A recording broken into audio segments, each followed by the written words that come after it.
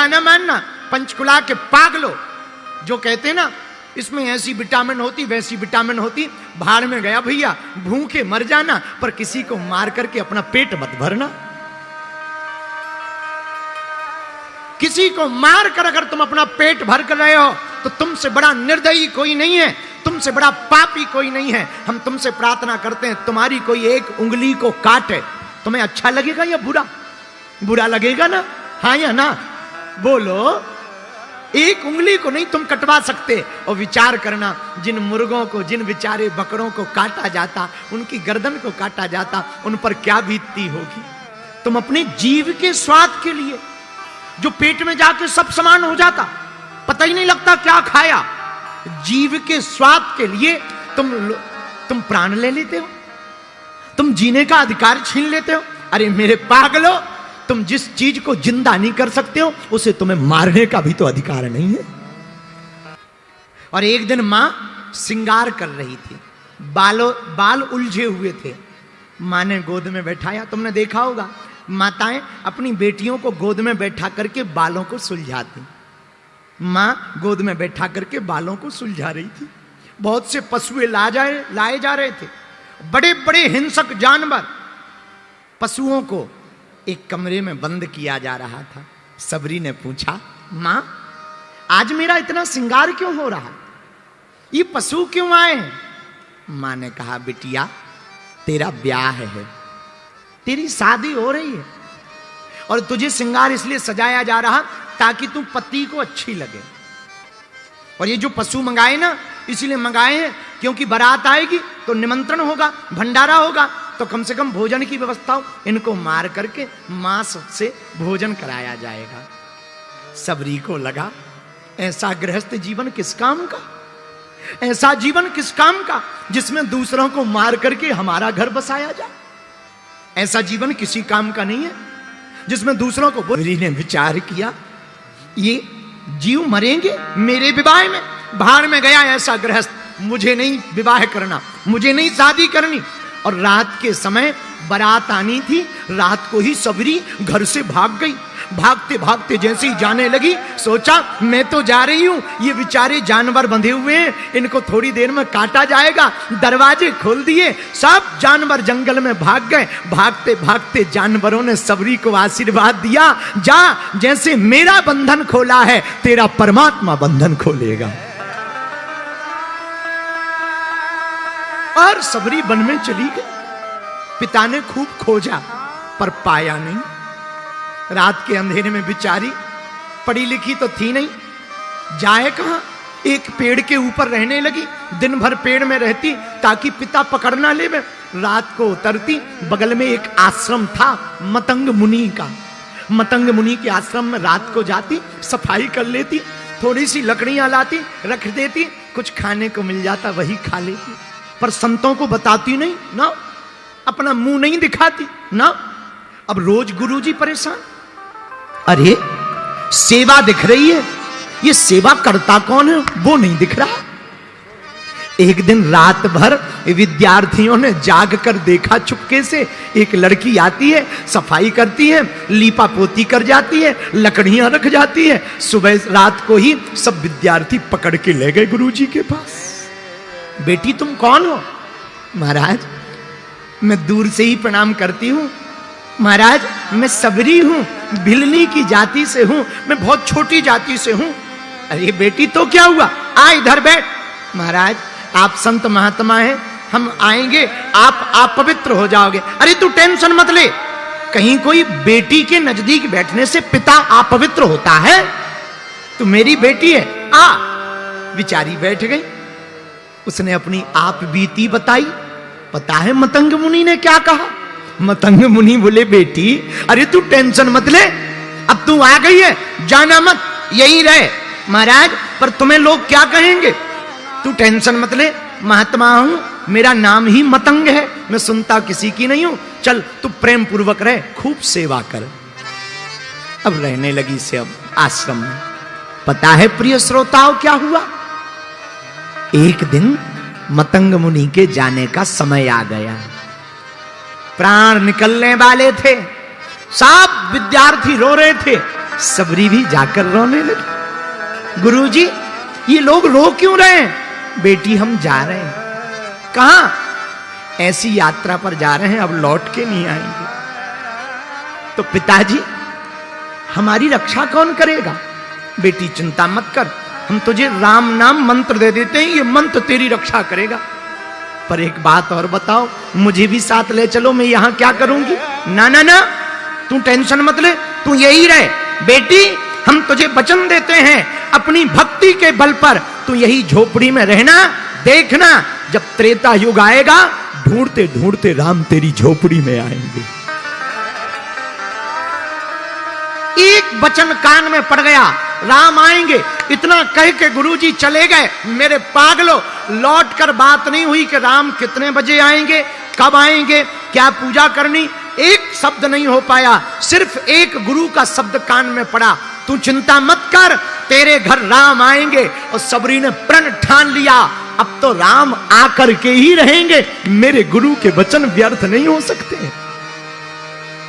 लोग कहते हैं कैकेयी के कारण राम बन गए। पंचकुला के पागलों, हमें तो लगता है सबरी के कारण राम को बनाना पड़ा। सबरी के सम्मान को बढ़ाने के लिए, सबरी की भक्ति को दृढ़ करने के लिए राम जी बना। मेरे पागलों, छोटी सी जाति की भिलनी राम की प्रिय हो गई, आज भक्तिमती माता हो गई। राम जी का चरित्र बिना सबरी के अधूरा है। और बुरा न मानना, राम जी बन गए इसलिए तो वो बन गए। राम जी बन गए इसलिए तो वो बन गए। और हम तो इतना कह सकते हैं, राम जी बड़े बड़ों के घर जाते, कोई कथा नहीं होती उनकी, सबरी के घर गए इसलिए राम जी की इतनी गाथा है। राम जी की गाथा का कारण ये है। तो हमने जो चौपाई ली, जा पर कृपा ता पर कृपा, राम जी की कृपा हुई सबरी पर। आज जगह जगह सबरी की चर्चा है। मेरे प्रिय श्रोताओ, इस कथा से यही सीखना है, अगर गुरु वचन दे दें तो फिर टलने वाला नहीं है। गुरु के वचन पर लेकिन भरोसा तुम्हें रखना पड़ेगा। अगर तुम डिग जाओगे तो कुछ ना पा पाओगे, अगर तुम टूट जाओगे तो तुम कुछ ना पा पाओगे। अगर तुम्हारा भरोसा अधूरा रहा कि गुरुजी ने कह तो दिया, होगा कि नहीं होगा, तो पक्का है नहीं होगा। अगर ये मन में आया कि होगा कि नहीं होगा, गुरुजी ने कह तो दिया, तो गारंटी मानिए 1% नहीं होगा। और अगर मान लिया कि मेरे गुरु ने कह दिया, तो फिर होता ही होता है। कुछ भी बिगड़ जाए, संतों की वाणी पर भगवान को विचार करना पड़ता है। इसीलिए हम भगवान के चरण ना पकड़ पाए, परमात्मा को ना पकड़ पाए, तो किसी महात्मा को पकड़ लें। महात्मा गुरु रूप में पकड़ लें। और हमसे कोई पूछे कोई गुरु बताओ, तो हमें तो एक ही नजर में गुरु आते, जय जय जय हनुमान कृपा करो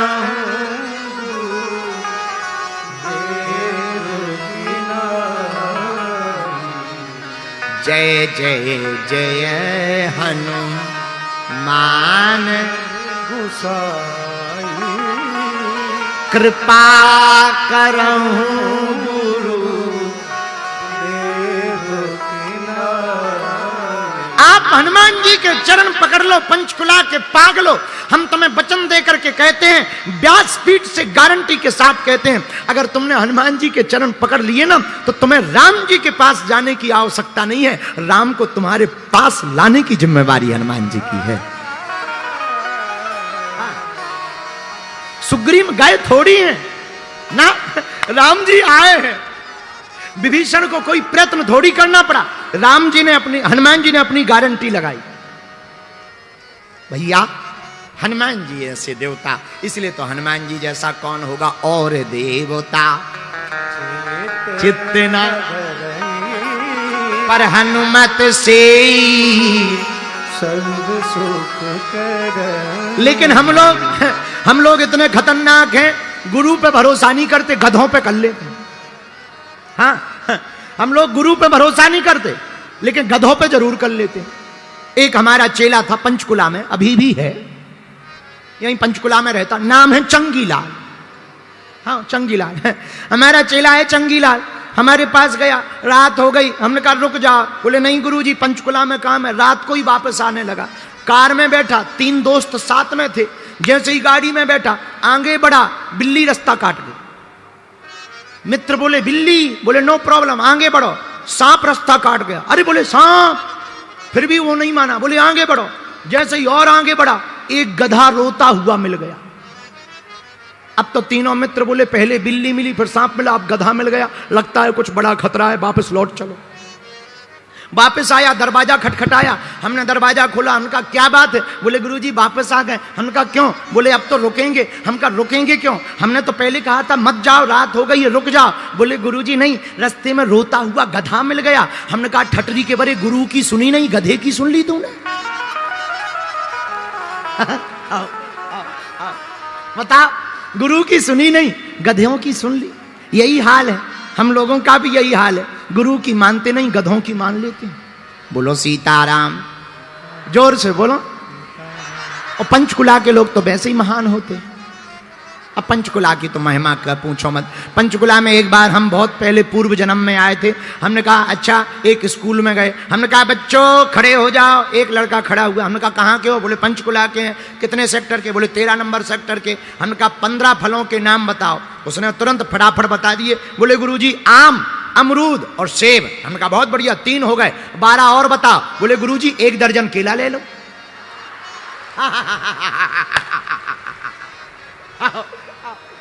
बोले 1 दर्जन केला ले लो। हमने कहा कहाँ के हो? बोले पंचकुला। हम कहा तो ठीक है फिर। हम कहा अब हम ले लेंगे, बैठो बैठो बैठो, आओ बैठो। उस दिन से हम समझ गए कि पंचकुला के लोग तो बड़े महान होते हैं, इनसे तो कोई जीत ही नहीं सकता। लेकिन भैया चौपाई बड़ी प्यारी। जा पर कृपा राम की हो, जा पर कृपा राम की हो,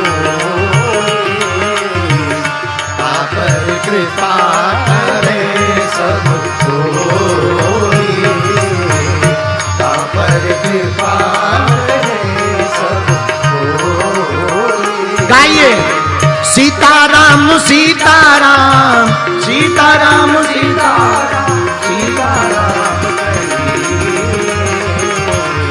जन विद्या के राम साई जन विद्या के राम साई। जैसे राम जी रखे वैसे ही रहना चाहिए। जा पर कृपा राम की होई, ता पर कृपा करें सब। लेकिन एक बात और पंचकुला के पागलों तुम्हें माननी पड़ेगी, राम जी की कृपा तो होगी पर बिना संघर्ष के नहीं होगी। संघर्ष तो करना पड़ेगा। राम जी जब स्वयं राम बनकर आए तो उन्हें भी संघर्ष करना पड़ा। तो जब राम के जीवन में संघर्ष था तो हम लोग तो आम हैं, हम लोगों के जीवन में तो होगा ही होगा। लेकिन कोई संघर्ष को विफलता मान ले, ये मूर्खता है। संघर्ष तो सफलता की चाबी कहलाती है। संघर्ष सफलता की कुंजी है, चाबी है। संघर्षों से डरना नहीं चाहिए, भागना नहीं चाहिए, जागना चाहिए। जिंदगी जीना आसान नहीं होता, बिना संघर्ष के कोई महान नहीं होता। जब तक पड़ती नहीं है चोट हथौड़े की पत्थर पर, तब तक पत्थर भी भगवान नहीं होता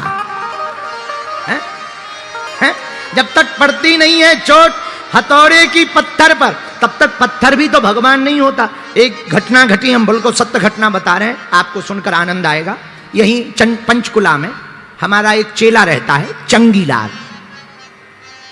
बहुत सुंदर मूर्ति बनाता, मूर्ति पत्थर की बनाता।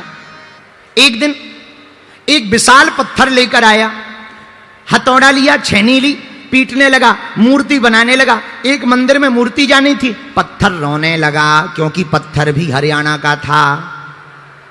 रोने लगा, मत मारो मत मारो मत मारो। जैसे ही छेनी रखे हथौड़ा में, मत मारो मत मारो।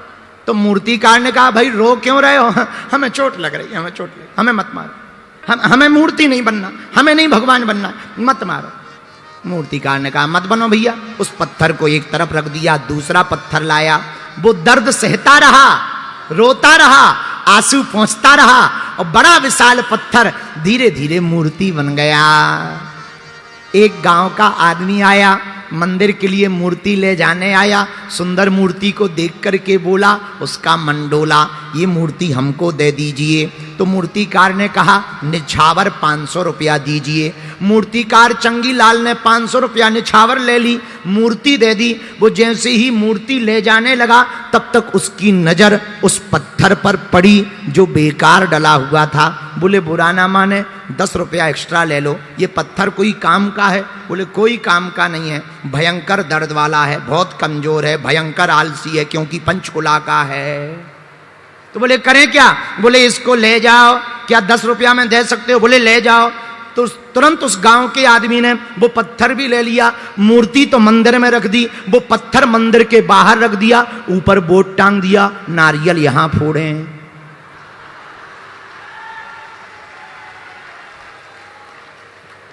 ऊपर बोर्ड टांग दिया, नारियल यहां फोड़े।